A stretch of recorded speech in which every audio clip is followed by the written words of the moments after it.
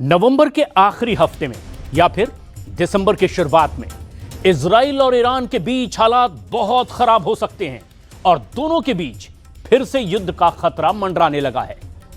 Israel की दोबारा air strike करने वाली धमकियों के बाद अब ईरान ने भी जवाब दे दिया है। ईरान के विदेश मंत्री ने कहा कि ईरान की भी मिसाइल अब पूरी तरह से तैयार है और ये ईरान इसीलिए भी भड़का हुआ है क्योंकि इजराइल ने पूरे पश्चिम एशिया में फिर एक बार जंग का माहौल पूरी तरह से तैयार कर दिया है।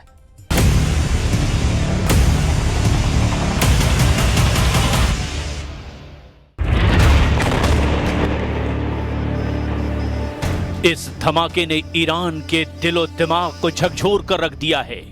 फिर से देखिए।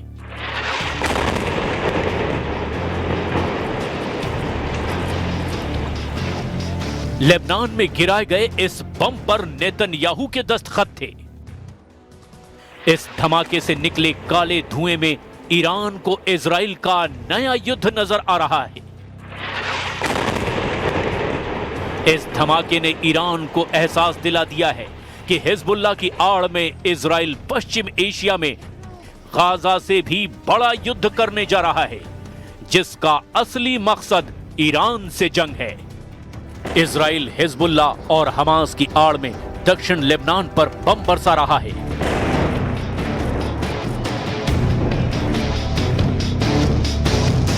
चाहे वो तायर हो या फिर सिदोन, फिलिस्तीन शरणार्थी कैंपों पर इजराइल के टारगेट है। इजराइल का दावा है कि दक्षिण लेबनान में ऐसे टारगेट तबाह किए जा रहे हैं जहां इजराइल के खिलाफ साजिश हो रही है। يوم عظيم ونفتخر في شهدائنا وبإذن الله منصورين ومقاومتنا باقية في إذن الله ولا ننكسر نحن شعب لا يقهر। गाजा के बाद दक्षिण लेबनान पर हमलों ने ईरान को चौकन्ना कर दिया है और यही वजह है कि ईरान एक बार फिर इजराइल को अपनी मिसाइल पावर की याद दिला रहा है।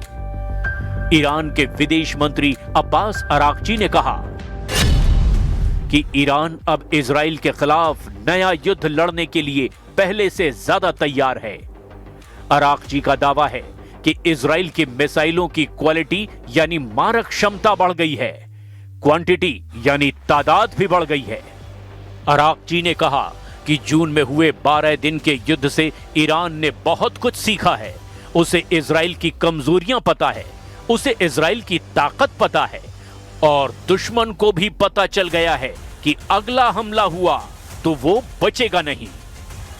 सवाल है कि क्या इजराइल पर फिर फटने जा रही है ईरान की मिसाइल? क्या तेल अवीव और हाइफा में फिर इसी तरह होगा हमला?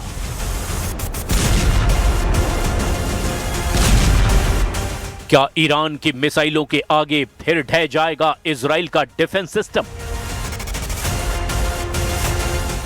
इजराइल पर ईरान के हमले को लेकर बार बार चेतावनी जारी हो रही है। ईरान के विदेश मंत्री से पहले ईरान में सर्वोच्च नेता अली खामनेई के नए कमांडर ऐसे ही हमलों को लेकर आगाह कर चुके हैं। रिवॉल्यूशनरी गार्ड्स के नए chief major general Mohammad Pakpour ने ऐसी वार्निंग दी है कि नेतन्याहू और ट्रंप के पैरों तले जमीन खिसक जाएगी।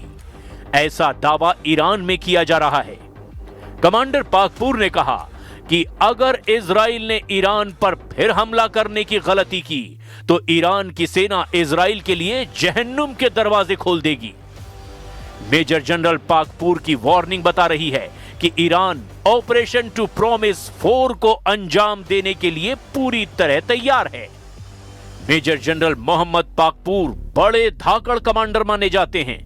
उनको मेजर जनरल हुसैन सलामी की मौत के बाद IRGC का कमांडर बनाया गया। मेजर जनरल हुसैन सलामी की मौत 13 जून को इजराइल के हमले में हुई थी और उसके बाद से पाकपूर IRGC की कमान संभाल रहे हैं। इजराइल के खिलाफ 12 दिन तक मिसाइल अटैक करने के बाद जब युद्ध विराम हुआ तो मेजर जनरल पाकपूर ने क्या कहा था, इसे भी जरा गौर से देखिए। دستشون روی ماشه است. اگر خطایی از طرف دشمن صورت بگیره حتما مثل 12 روز گذشته مقابله مثل جانانه انجام خواهیم داد. در دفاع از این کشور ما لحظه‌ای به خودمون تردید راه نمیدیم. ईरान की मिसाइल लगातार लॉन्च पैड पर तैयार है। कमांडर पाकपुर ने बहुत साफ साफ कहा कि हमारी अंगुली मिसाइलों के ट्रिगर पर है और खामनेई से भी उन्हें सिग्नल मिल चुका है कि इस बार इजराइल ने हमला किया तो कोई रहम ना दिखाया जाए। इजराइल की नई टेंशन ये है कि ईरान का दावा है कि उसने अभी तक अपनी सबसे खतरनाक मिसाइलों को इस्तेमाल ही नहीं किया है।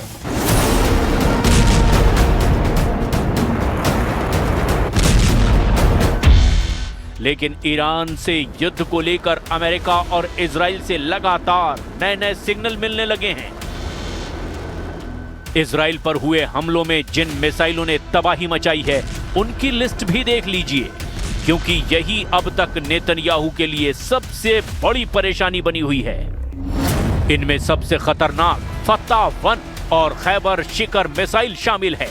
इसमें कद्र और इमाद मिसाइल भी शामिल हैं। फत्ता हाइपरसोनिक मिसाइल की रेंज 1400 किलोमीटर है।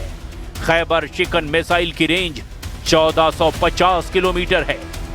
कतर मिसाइल की रेंज 2000 किलोमीटर तक है और इमाद मिसाइल की रेंज 1700 किलोमीटर है। मिसाइलों को लेकर ईरान की तरफ से ऐसी वार्निंग इसीलिए आ रही है क्योंकि नेतन्याहू और ट्रंप का रुख ईरान को लेकर काफी सख्त देखा जा रहा है। If you look at the Middle East, I would say prior to us hitting Iran so hard, we could have never made that deal because you would have had a dark cloud over the Middle East when we took out their nuclear capability, which was one of the great military maneuvers of all time. It was flawless. You saw that. Trump और Netanyahu दोनों जानते हैं कि Israel पर Iran की जितनी missile गिरी, ऐसे हर धमाके ने इजराइल के मिसाइल डिफेंस सिस्टम का पुर्जा ढीला कर दिया। तेल अवीव से लेकर हाइफा और अशदोद से लेकर बेन गुरियन हवाई अड्डे तक हर मिसाइल हमले ने नेतन्याहू को ईरान पर नया प्लान बनाने पर मजबूर कर दिया। यही वजह है कि नेतन्याहू ने ईरान को घेरने के लिए अब नई तिकड़म लगाई है। नेतन्याहू ने कहा है कि ईरान के मिसाइल कार्यक्रम पर रोक लगनी चाहिए और उसे 480 किलोमीटर से ज्यादा रेंज की मिसाइल नहीं बनाने दिया जाए। मतलब साफ है कि नेतन्याहू ईरान की उन मिसाइलों से घबरा गए हैं जो 1500 किलोमीटर या उससे ज्यादा रेंज रखती हैं, क्योंकि ईरान और इजराइल की दूरी भी 1500 से 1800 किलोमीटर की रेंज में है। और यही वजह है कि नेतन्याहू चाहते हैं कि ईरान के पास 480 किलोमीटर की रेंज वाली मिसाइल हो ताकि वो इजराइल तक ना पहुंच पाए। 13 जून को ईरान पर हमला हुआ था और उसके बाद 12 दिन तक दोनों तरफ से एक दूसरे पर हमले किए गए। हमले रात दिन हो रहे थे।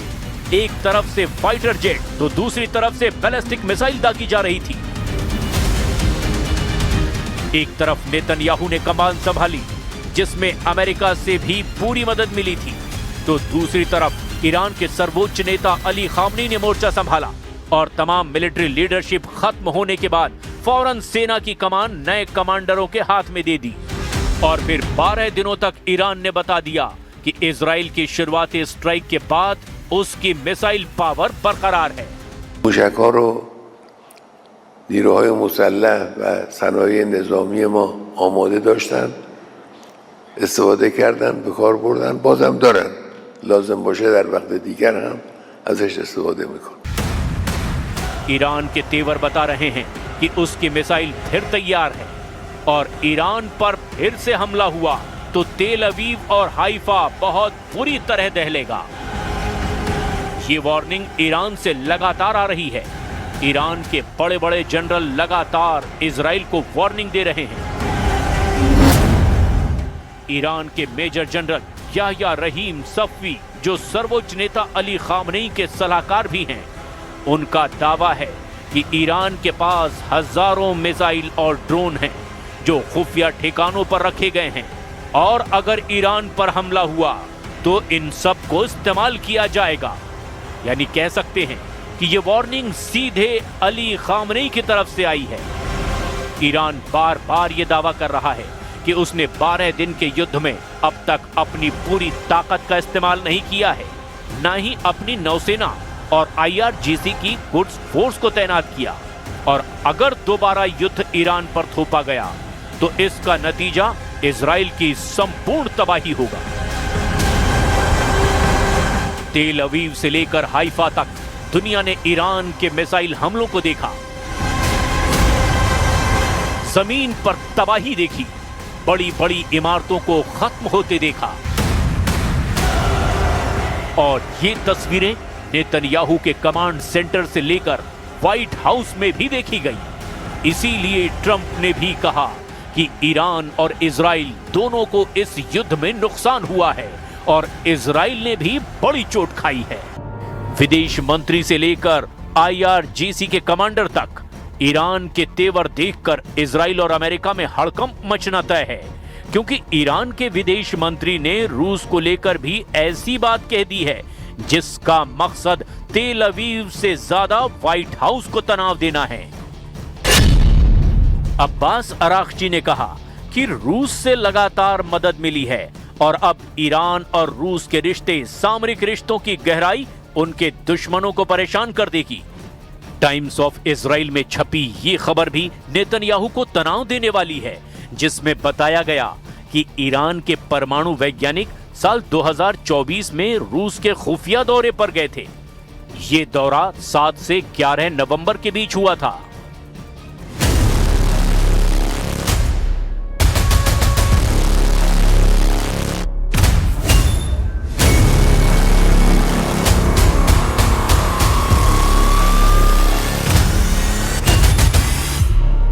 ईरान लगातार बोल रहा है कि परमाणु कार्यक्रम को लेकर पिछले 1 साल में जो भी बातचीत हुई है उसमें पश्चिमी देशों ने ईरान को लगातार धोखा दिया है।